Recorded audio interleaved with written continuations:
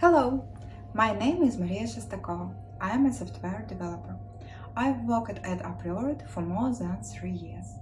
During this time, I took part in developing different kinds of drivers and system extensions, like kernel extensions, driver kit extensions, or modern drivers, endpoint security, and network extensions.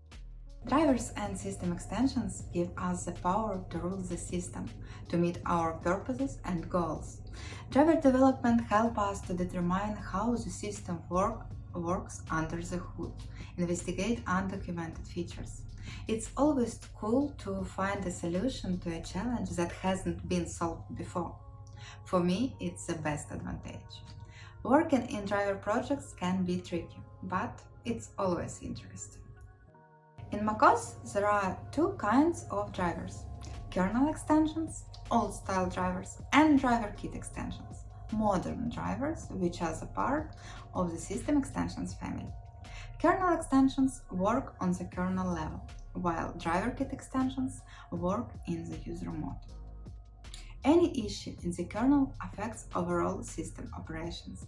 That's why, in order to improve system reliability and stability, Apple introduced different kinds of system extensions that provide functionality previously available only via kernel mode drivers.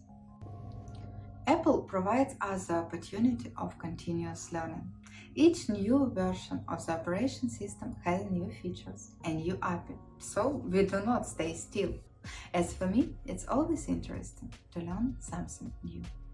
So far, we have many different extensions. Let's dive a bit deeper to get acquainted with them. For example, what can we do by different types of system extensions? Using the driver kit extensions, we can manage all devices that are connected to the macOS system, allow or block them in real time. macOS system comes with a lot of drivers, which can handle all devices. But if we would like to adjust the device behavior, we should write our own driver.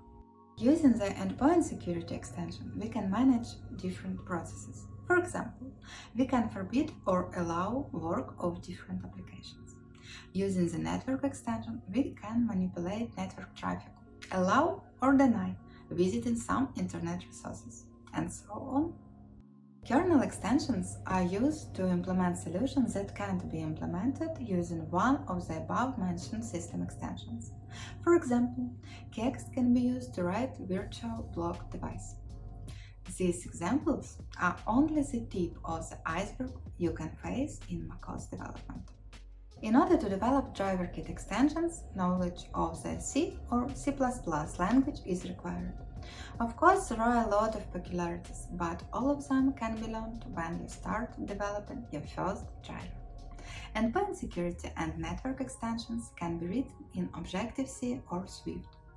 As for me, the second option is better, because Swift is a modern language that provides developers a lot of power. So the knowledge of one of these languages is required.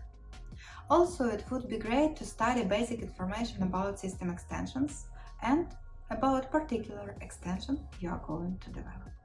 We have a goal and we will reach it.